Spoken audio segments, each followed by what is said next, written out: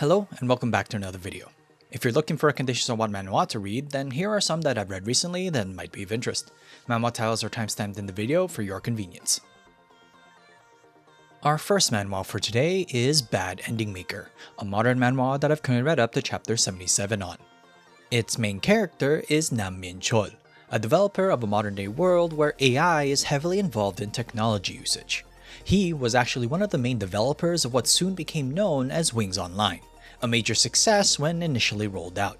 He, alongside the AI Gaia, made the world, and Min-chol tasked Gaia with being the goddess or overseer AI of Wings Online. Fast forward years later, and while still overall a successful MMO, there is more pressure for the company to try and prioritize profits. This results in the management team, or more so one particular profit-driven leader, to sack Min-chol from his job and then go to a free-to-play model for Wings Online with a cash shop to boot.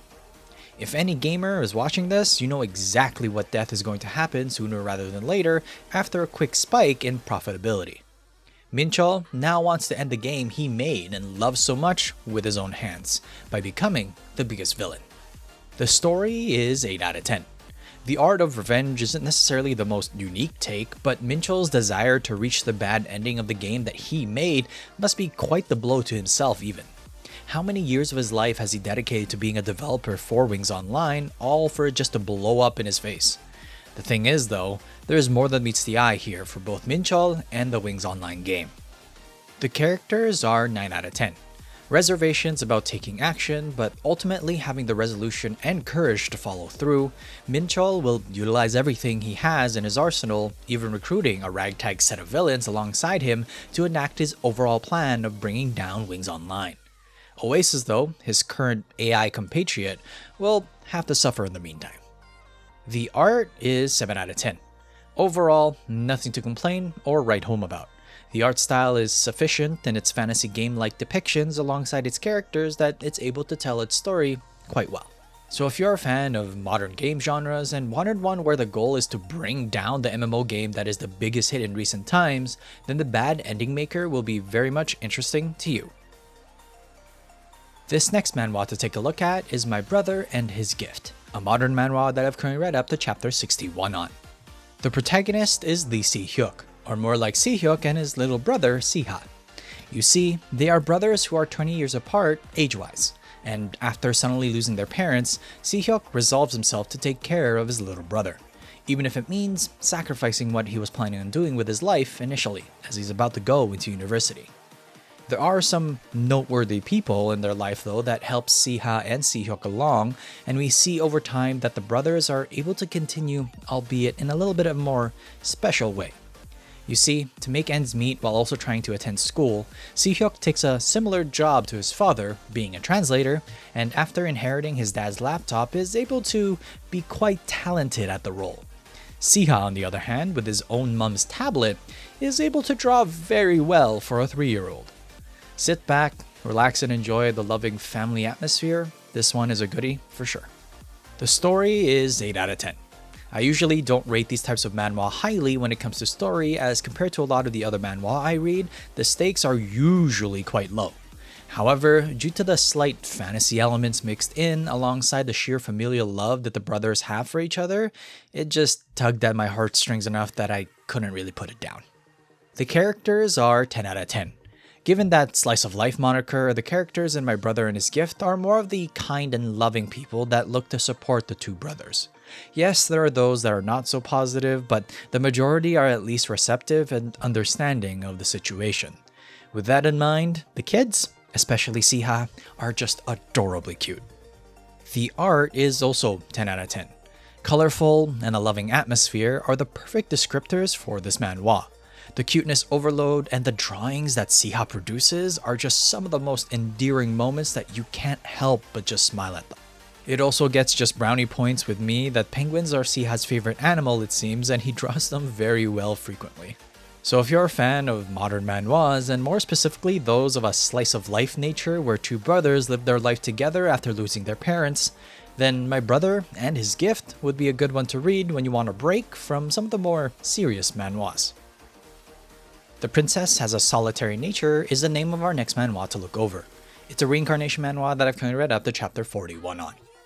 Yuri Ellos is the name of its main character, and she is, well, the heroine of a fantasy dating game that is destined to meet her end at the hands of the final boss no matter what, except for one particular route. Of course, the main character Yuri is someone who reincarnated into the game and is now faced with this realization. Aiming to get the picking no one as the romantic interest route, Yuri does everything she can to not get on the bad side of anyone, and hopefully, just maybe, everything will work out for her.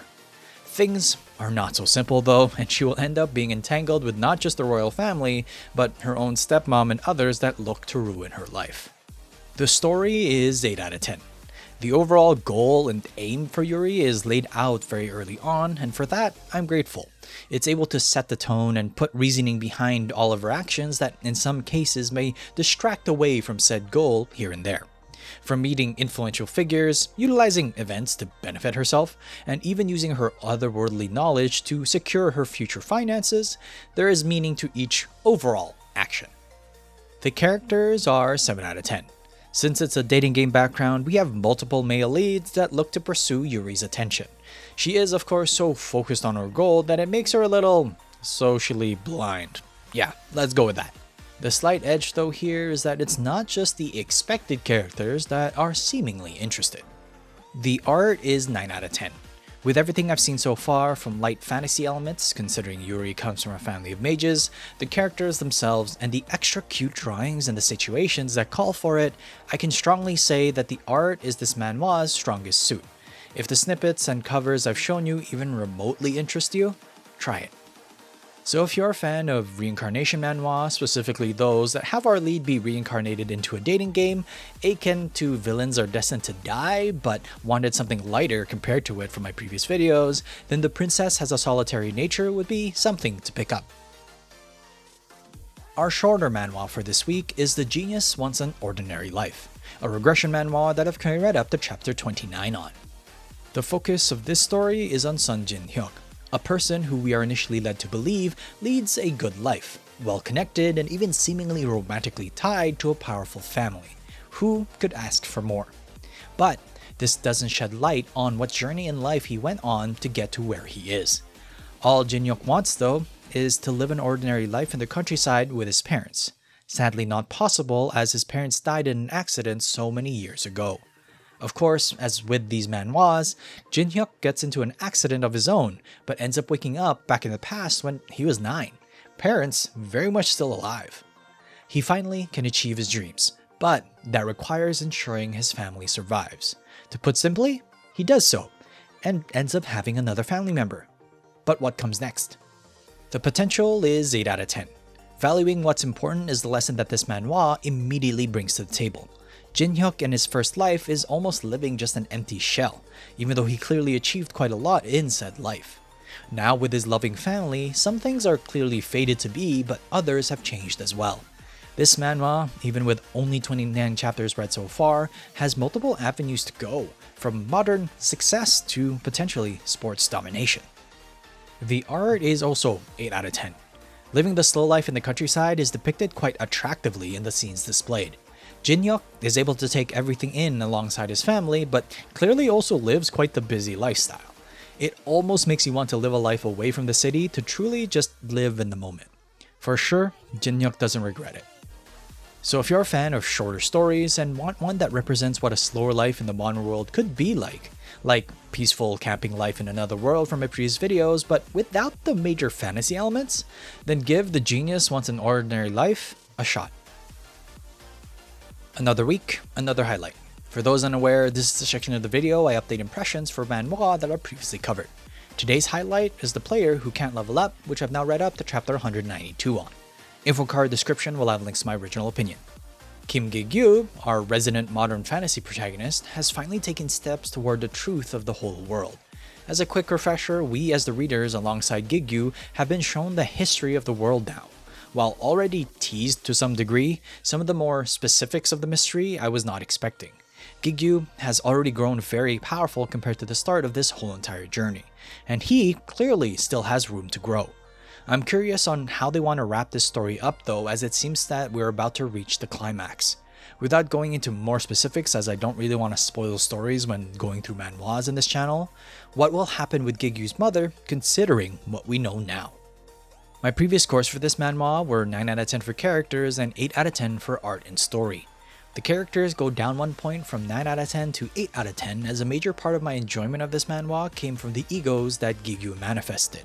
As the plot is getting closer and closer to its climax, the focus of course is on Gigyu instead of the egos. While it does make sense, it loses me a bit there. The art though stays the same at 8 out of 10, as the color identities are still very much in play from my original opinion. The shift has just been more towards telling the origin story of the world and the tower instead of particularly the egos. The story goes up slightly from 8 out of 10 to 8.5 out of 10, as after so many chapters, almost 200 even, we finally have some sort of reveal towards the events of the past, the origin of the tower, and Gigyu's original intention and why Kronos is so obsessed with him. While not expecting it as well, Lupiter is also more of an importance than I originally thought. The player who can't level up has finally taken steps to what I would consider is probably its ending arc, and hopefully they're able to properly showcase it. So if you're a fan of modern action manhwas where the main character is at the center of the world and the manhwa reveals the mystery of said world, then it would be worth for you to start binging it. Would you agree or would you not? Comment down below your thoughts of the player who can't level up. Thanks so much for watching. Please like and subscribe if you enjoyed the content. Write in the comment section down below what manhwa you've been reading and I might just take a look. Till next time though, have a good read.